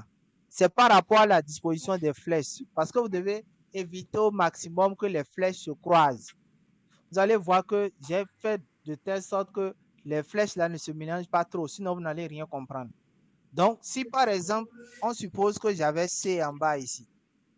Si je mets C ici, alors que C doit quitter pour aller à K, et C doit quitter pour venir à E, il y aura trop de mélange. Donc, le mieux, c'est de mettre C en haut pour que C puisse aller facilement à K, pour que C puisse quitter là et venir à E. En fait, c'est des dispositions que vous devez prendre pour éviter que les flèches là se croisent beaucoup et ça embrouille. Surtout pour pouvoir après mettre les chiffres sur les flèches. Si vous ne faites pas attention, ça va vous embrouiller. Donc, c'est en fonction des dispositions que vous voyez maintenant. Est-ce que c'est C qui sera en haut? Est-ce que c'est I qui sera en bas? Est-ce que c'est F qui va suivre? L'essentiel est que ça soit dans la même colonne. L'ordre de disposition dépend du design que vous voulez avoir. Vous Donc, il comprenez? n'y a aucune logique dans ça. Qu'est-ce que vous appelez logique? Ça dépend. Il y a une logique dans De ça. quoi? C'est la disposition qui est au choix. C'est pas parce que dans le niveau, on a dit C, D, F, I, que dans la disposition, il faut suivre l'ordre C, D, F, I. Non. Dans la disposition, quelqu'un peut faire C, I, D, F et quelqu'un va faire F, D, C, I. Ça dépend. Le plus important, c'est que ça soit aligné dans la même colonne. C'est ça le plus important. Et c'est en fait l'utilité des niveaux, du tableau des niveaux. C'est l'utilité, ça. Ça nous permet de bien disposer les tâches et de bien les ordonnancer. Et ça a vraiment un visage vraiment très joli. Vous comprenez? Oui, c'est bon. Voilà. Sinon, ça a une logique. C'est juste la disposition pour les designs là, qui posent de problème. C'est tout. Autre question?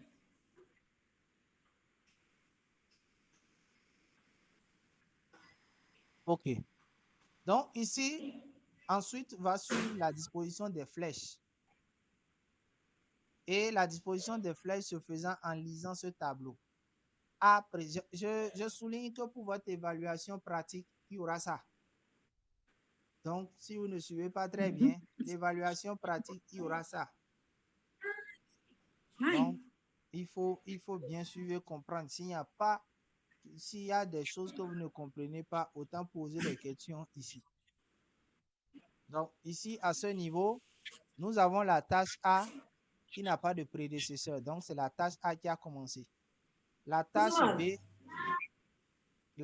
A précède la tâche B. Donc, la tâche A précède la tâche B. Donc, la flèche A va aller vers B. La tâche B précède la tâche C. Ça veut dire que la tâche B va aller vers C. Donc, il y aura une flèche qui va quitter B pour aller à C. La tâche B précède D. Donc, une flèche va quitter B pour aller à D. Donc, B pour aller à D.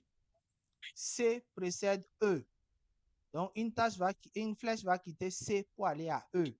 C pour aller à E. B précède F.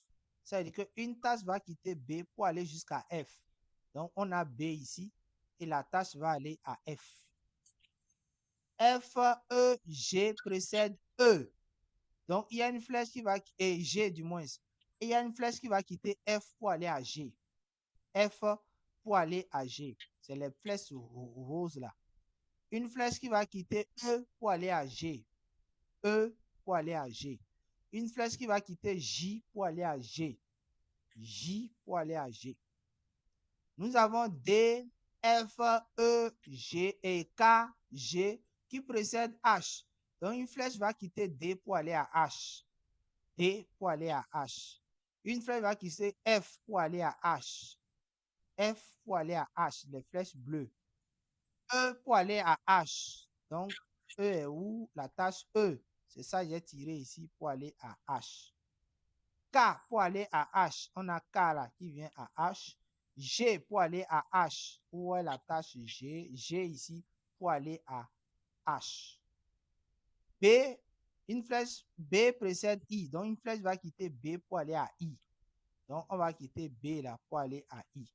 Une flèche va quitter I pour aller à J. Donc, I pour aller à J. Une flèche va quitter C pour aller à K. C pour aller à K. Une flèche va quitter J pour aller à K. J pour aller à K. Les flèches jaunes. Une flèche va quitter H pour aller à M. On cherche H. C'est H ici pour aller à M. Une flèche va quitter B plus 15 pour aller à N. Donc, on va voir B. Et c'est ça qui a quitté ici. La flèche noire.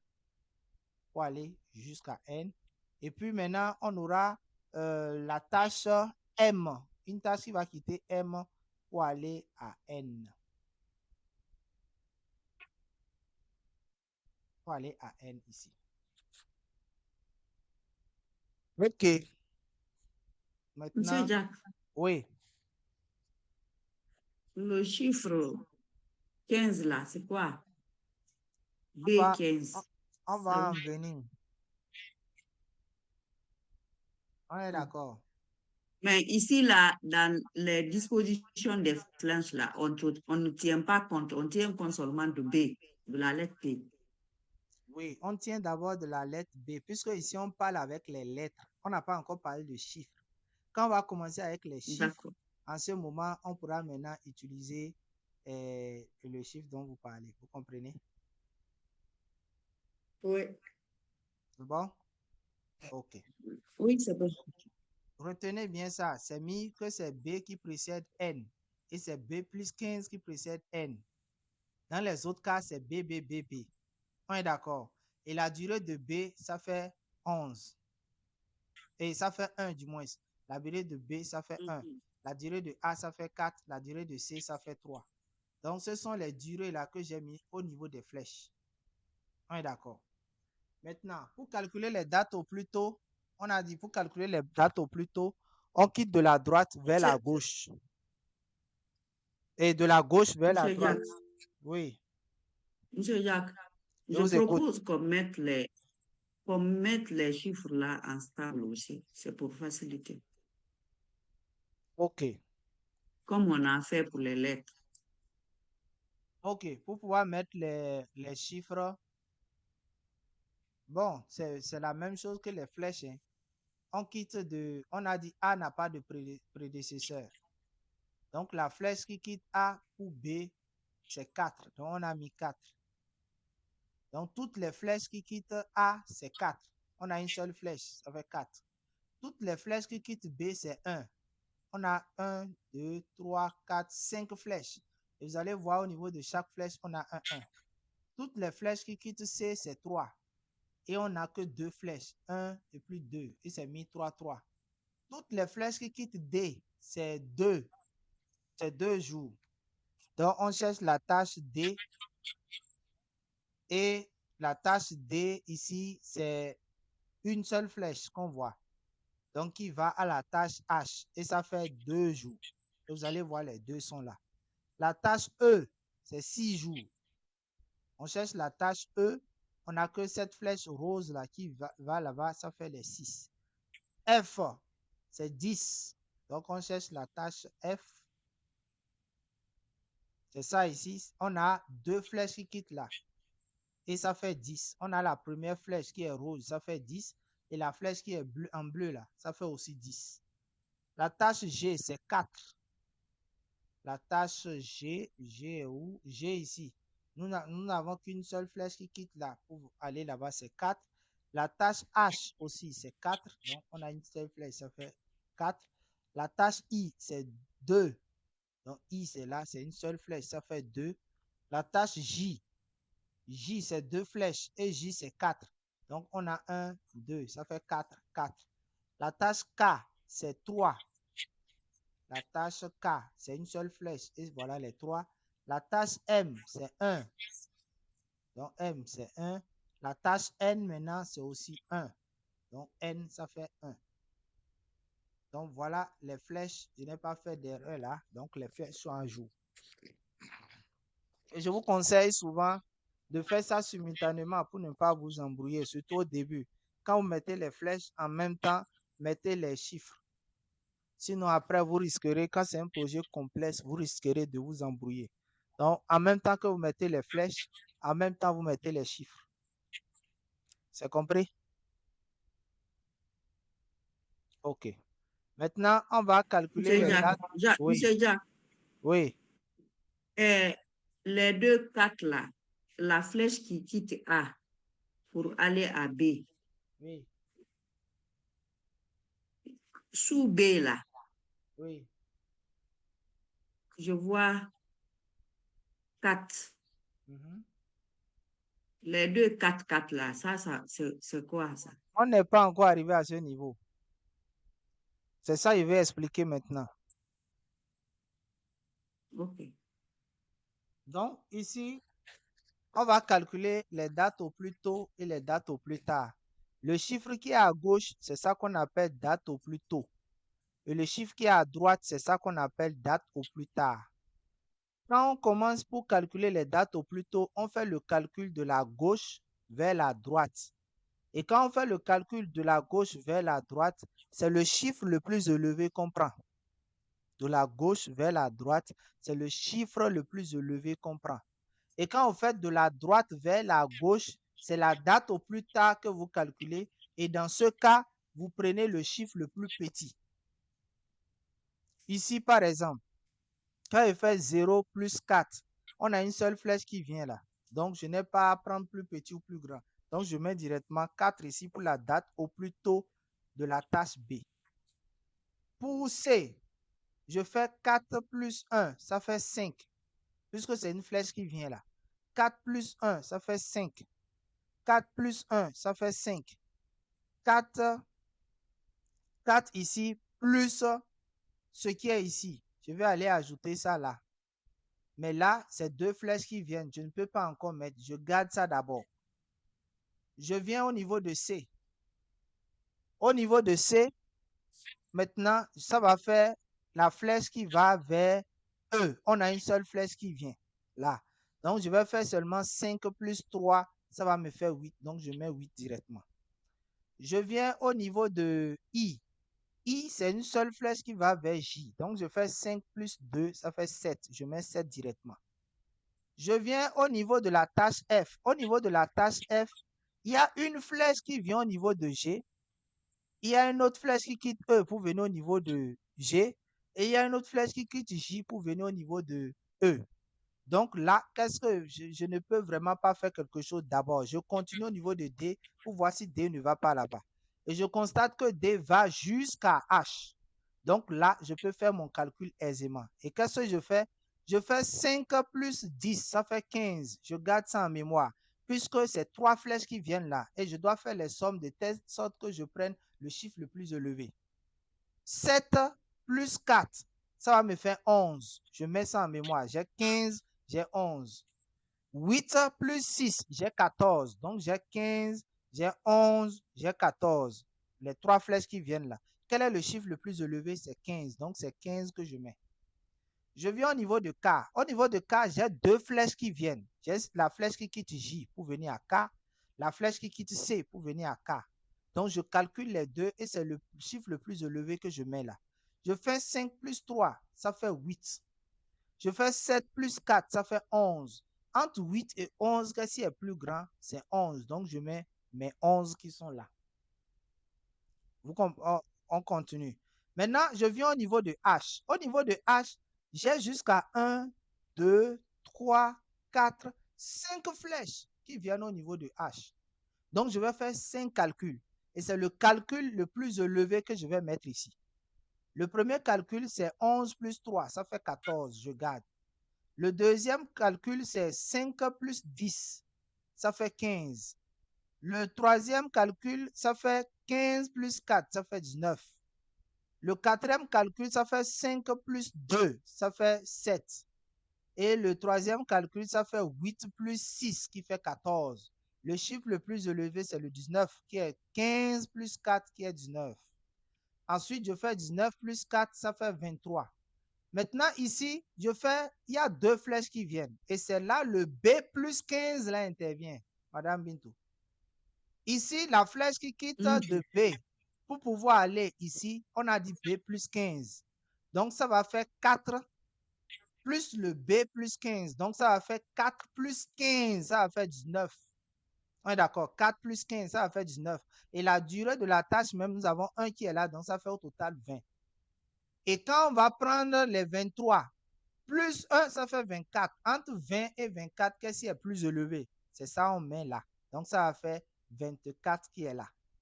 24 plus 1, ça fait 25. Ça veut dire que pour pouvoir réaliser tout notre projet, il nous faut 25 jours. Ça, on a calculé toutes les dates au plus tôt. Maintenant, on va calculer les dates au plus tard.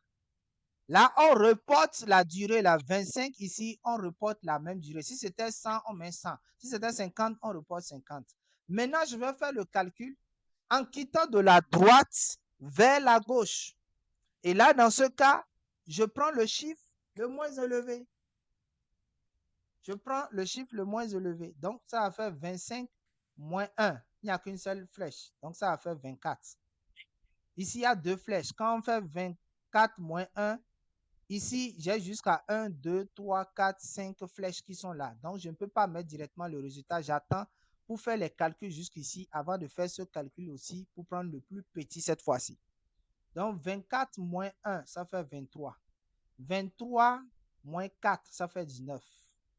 Maintenant, je fais 19 moins 3. Ça va me faire 16 ici. Quand je prends la tâche G, 19 moins 4, ça va faire 15. Quand je prends la tâche E, j'ai 2 flèches qui sont là. Donc, je vais faire 2 calculs. Donc, ça va faire 19 moins 6. Ça va faire 13. Et ici, ça va me faire 15 moins 6. Ça va me faire 9. Entre 13 et 9, qu'est-ce qui est plus petit? C'est 9. Donc, je mets 9. Ici, je vais faire 19 moins 3. Ça fait 16. Ici, j'ai 2 flèches qui viennent là. Donc, je vais faire 15 moins 4. Ça va faire 11. Et ici, je vais faire 16 moins 4. Ça va faire 12. Donc, le plus petit, c'est 11 qui est là. Ici, j'ai 2 flèches qui viennent. La flèche qui quitte là pour ici et la flèche qui quitte là pour ici. Donc, je vais faire 16 moins 3. Ça va me faire 13. Et ici, je vais faire 9 moins 3. Ça va me faire 6. entre 13 et 9 et 6. Qu'est-ce qui est plus petit? C'est 6. Donc, je mets 6. Ici, je n'ai qu'une seule flèche qui vient là. Donc, je vais faire seulement 11 moins 2. Ça va me faire 9. Ici, j'ai deux flèches qui viennent là. Il y a cette flèche là et cette flèche. Donc, je vais faire 19 moins 10. Ça va me faire 9. 15 moins 10, ça va me faire 5. Donc, c'est 5 qui est plus petit, je mets 5. Ici, je n'ai qu'une flèche qui vient là. Donc, je fais directement 19 moins 2, ça fait 17. Voilà, maintenant, j'ai 5 flèches qui sont ici. Donc, je fais 6 moins 1. Ça va me faire 5. Je garde ça d'abord. 9 moins 1, ça va me faire 8. Je garde ça d'abord. 5 moins 1, ça va me faire 4. 24 moins 1, ça fait 23. Moins 15, ça va me donner combien? Ça va me donner combien? Je fais ici 24 moins 1. Ça fait 23. 23. Ça va faire 8. Donc là, le plus petit, ça fait 4. Donc c'est 4 que je mets là. Donc 5 moins 1, ça fait 4. Et 4 moins 4, ça fait 0. Maintenant, je vais chercher quelles sont les tâches qui ont la date au plus tôt et la date, qui ont une égalité entre la date au plus tôt et la date au plus tard. J'ai 0, 0 ici, 4, 4, 5, 5, 15, 15, 19, 19, 23, 23, 24, 24, 25, 25. C'est ça que je vais appeler le chemin critique. Et chaque tâche sera appelée chaque tâche critique. Donc, c'est la tâche sur laquelle je ne dois accuser aucun retard. Et j'ai fini. C'est ça qu'on appelle la recherche opérationnelle. Donc, je vais chercher le chemin le plus optimal. C'est bon? Mm.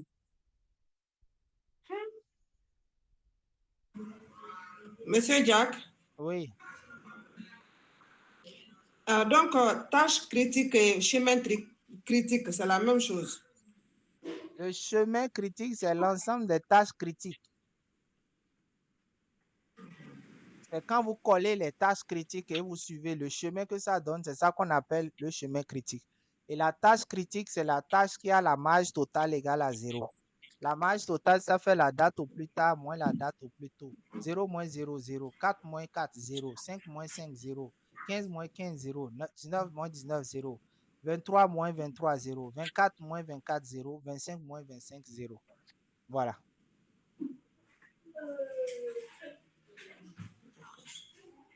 Mm. Compris? Madame On Navé, doit faire, quoi? on doit faire un autre exercice de ça, M. Job. Non. Si on fait un autre exercice, ça ne va pas marcher. C'est vous-même qui devez vous exercer d'abord seul.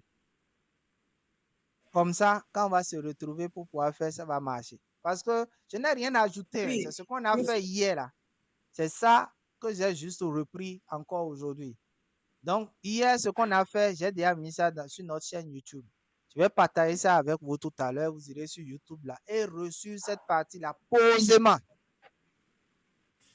Et reçu cette partie-là posément. Je pense qu'en ce moment, ça va rentrer. Si vous voulez tout comprendre aujourd'hui, ça ne va pas marcher. Moi-même, je suis conscient que vous ne pourrez pas tout comprendre aujourd'hui. Mais le plus important dans le cours, c'est de souvent comprendre le principe.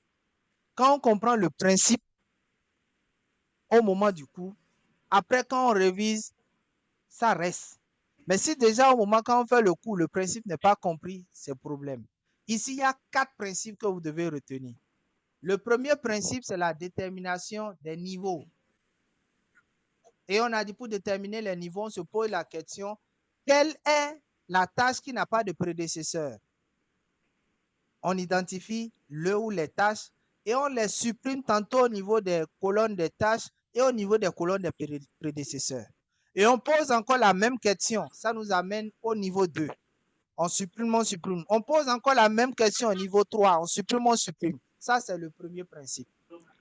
Le deuxième principe que vous devez garder, c'est qu'il faut maintenant classer les tâches là par niveau que vous venez de déterminer. Quand vous prenez le niveau 1, on a combien de tâches? Ça doit être dans la même colonne. Le niveau 2, on a combien de tâches? Ça doit être dans la même colonne. Niveau 3, etc., etc., etc. Ça, c'est le deuxième principe. Le troisième principe, en calculant les dates au plus tôt, quand vous faites le calcul de la droite vers la gauche, c'est le chiffre le plus élevé que vous prenez. Et quand vous faites le quatrième principe de la droite vers la gauche, c'est ça qu'on appelle la date au plus tard.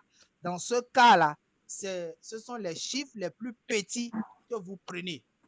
Si vous comprenez ces 4 principes-là, c'est que vous n'aurez plus de problème dans ce qu'on a fait. Le reste, c'est juste la concentration pour disposer les flèches et mettre les durées convenablement. Quand vous mettez les durées convenablement, le reste, ce sont les calculs qui vont suivre.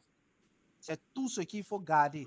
Et le reste, ce sont les... Moi, je peux vous donner suffisamment d'exercices pour vous exercer par rapport à ça. Ce qui est sur le devoir pratique, attendez voir à un cas comme ça, où on va vous demander de déterminer les tâches critiques. Et dans ce cas, parce que pour ce module-là, c'est 2 devoirs pratiques qu'on fait. Le premier devoir pratique sera écrit. Le deuxième devoir pratique, vous venez et je mets des couleurs. Vous choisissez une couleur. Si vous choisissez une couleur, on clique sur la couleur s'ouvre et vous allez choisir, vous allez voir l'outil que vous avez choisi parce qu'il y aura l'évaluation sur Kobo Toolbox, sur MS Project, sur Kobo Collect, sur Excel. Donc, quand vous choisissez un logiciel, ça veut dire que c'est sur le logiciel là que vous allez composer. Devant nous tous, vous ouvrez le logiciel et on vous pose des questions, vous répondez directement devant nous. Vous aurez 3 questions chacune. Donc, les questions, vous répondez et on vous note en même temps.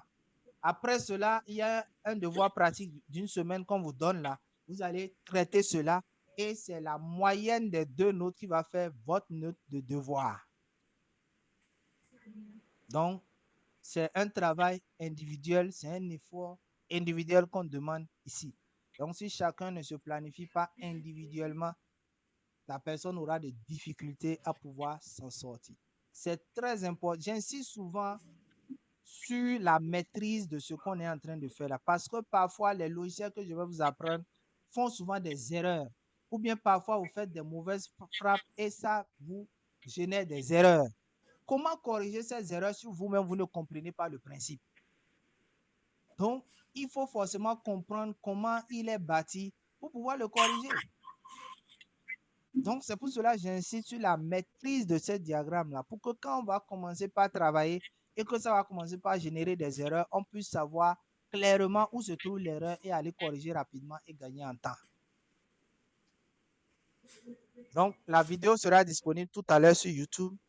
Je vais partager aussi le PDF avec vous. Donc, vous allez parcourir, suivre encore la vidéo et je pense qu'avec ça, on va vraiment s'en sortir. Donc, demain, j'ai demandé aux gens de me donner leur disponibilité pour l'installation des logiciels. Jusqu'à présent, personne ne m'a écrit. Maintenant, demain, quand il va commencer par manipuler, on va commencer par me demander c'est quel logiciel ici, c'est quel logiciel ici. Oh, j'ai envoyé ça dans le groupe depuis et j'ai demandé de télécharger, que chacun me donne sa disponibilité pour qu'on puisse faire un appel en ligne et que je l'aide à installer. Maintenant, vous allez vouloir que c'est dans nos 2 heures qu'on n'arrive pas à respecter pour le cours. C'est dans les 2 heures, on ira prendre encore pour chercher à installer les logiciels. On n'aura pas, on va perdre du temps et on ne pourra vraiment pas gagner beaucoup de choses au cours de ce cours. Et je vais tenir rigoureusement dans les 20 jours. Je ne vais pas augmenter même une seule journée. Donc, demain, je voudrais que chacun me contacte en journée pour sa disponibilité. L'installation ne va pas prendre du temps. Si vous avez téléchargé les logiciels déjà qui sont disponibles, copiez dans votre ordinateur. L'installation, si c'est trop, ça va nous prendre juste 10 minutes. Donc, on lance un call en ligne, vous partagez votre écran et je vous montre comment vous allez l'installer. Vous pouvez aussi fouiller dans votre ordinateur. Si vous avez déjà ça, on n'a plus besoin d'installer. Vous pouvez taper MS Project pour voir. Si c'est déjà dedans, on ne va pas installer. Moi, sur mon ordinateur, par exemple, ce n'est pas encore installé. Donc, demain, je vais faire une vidéo où je vais enregistrer l'installation et que je peux partager aussi encore avec vous. Vous pouvez suivre et installer aussi. Donc, voilà un peu ce qu'il faut retenir. Nous sommes déjà à la fin de la journée de la formation. Oui, M. Diak. Oui. Vous mettez le cours aujourd'hui sur YouTube ou bien c'est sur mail? Le cours, c'est sur YouTube, c'est disponible sur YouTube. Même hier, le cours d'hier est disponible sur YouTube. Vous allez sur YouTube, vous allez voir ça. Je vais vous envoyer le lien dans le forum. Vous pouvez aller voir. C'est bon? Mhm.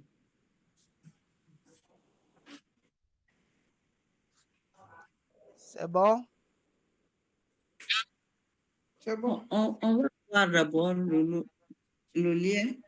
Voilà, c'est même ça ici. Si vous partagez par Si exemple on le arrive, fichier c'est bon. Anembo, c'est ça ici. Vous voyez le lien de la vidéo du jour 1.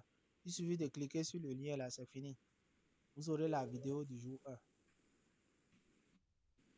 Donc, le fichier, je vais partager ça par mail. Je vous partage ça par mail. Donc, comme vous vous êtes inscrit pour la phase payante, c'est gratuit pour vous. Ceux qui ne se sont pas inscrits pour la phase payante, eux, ils doivent aller sur la boutique pour pouvoir l'acheter. Et pour aller sur la boutique, c'est très simple. Bon, je ne sais pas si vous avez l'information déjà sur notre boutique. S'ils vont sur notre boutique, voilà. C'est la formation qui est ici. Donc, ça coûte 2000 francs seulement.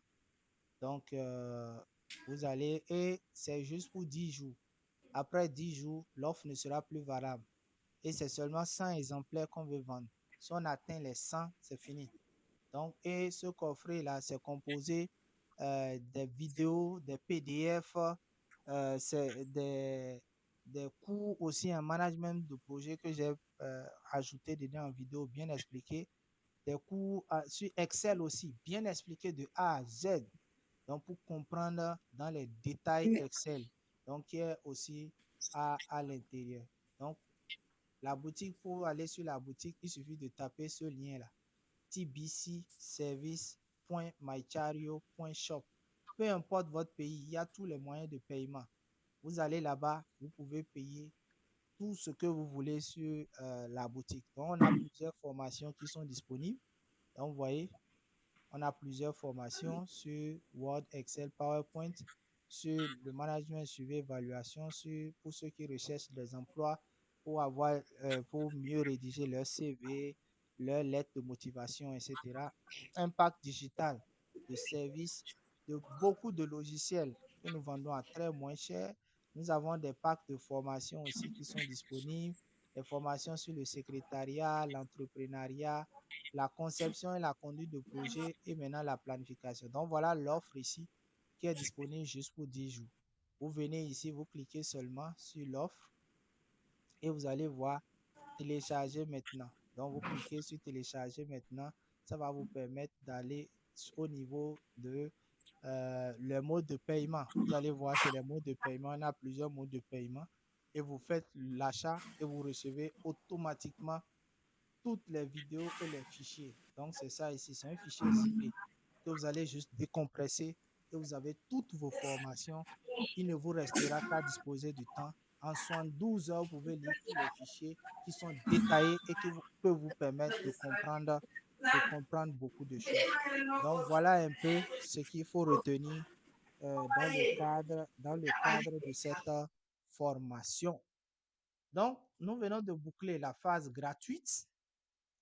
On va se donner rendez-vous demain pour pouvoir démarrer, demain 6 mai 2026, pour pouvoir démarrer avec la phase payante. Voilà, on va s'arrêter là et puis se dire à demain.